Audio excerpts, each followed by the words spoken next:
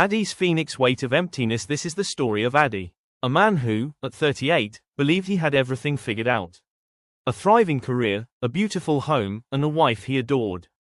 He saw his life as a solid, unshakable structure. Then, one Tuesday afternoon, his foundation crumbled. The divorce wasn't a sudden explosion. It was a slow, deliberate erosion. Years of silence where words should have been.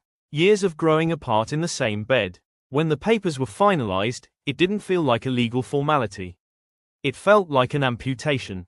Ade moved into a small, rented apartment. It wasn't the size that suffocated him, it was the sheer quiet. The silence didn't offer peace. It amplified the cruelest voice of all, his own. You failed. You couldn't hold it together. You are alone now. He tried the usual remedies. Late nights out with pitying friends. Mindless hours scrolling. But the moment he was alone, the weight returned. Every song on the radio, every happy couple walking past, was a harsh reminder of his own perceived failure. He had let his happiness become completely dependent on one person and one relationship status. When that was gone, he was left with nothing. For months, Ade existed in a state of suspended animation, simply waiting for the pain to pass. He hit a wall. One morning, staring at his reflection, hollow-eyed and unrecognizable, he realized the end of his marriage didn't have to be the end of him. The journey back wasn't about finding someone new.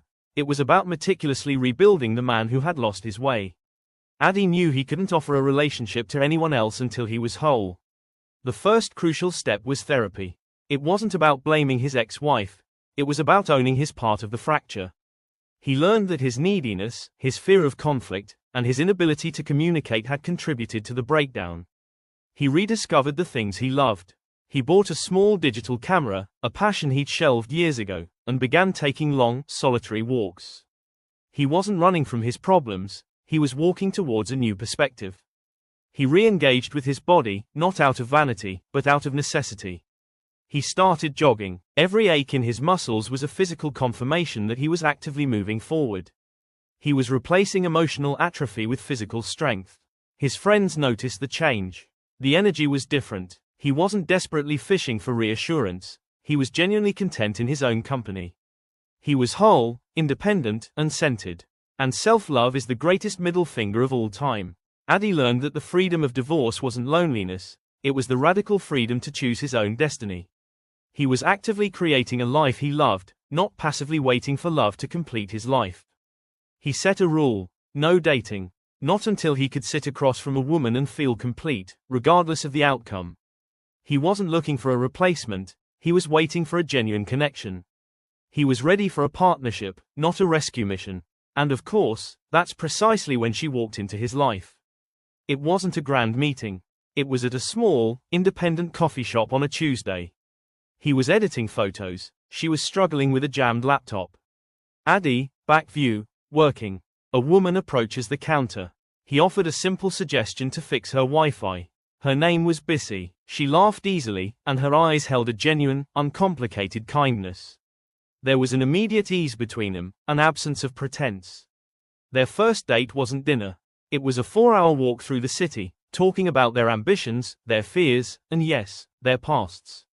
Ade spoke about his divorce not with bitterness, but with a deep understanding of what it taught him. Bissy wasn't intimidated by his history, she saw his resilience. She respected that he had done the hard work. This wasn't a relationship built on escaping the past, it was built on the foundation of two individuals who understood themselves completely.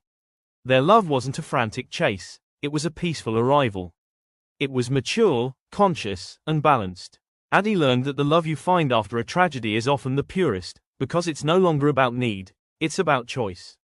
Ade is now 40. He didn't just find a new chapter, he found the entire second volume of his life. He found love, not by searching desperately, but by becoming the best version of himself that he could be.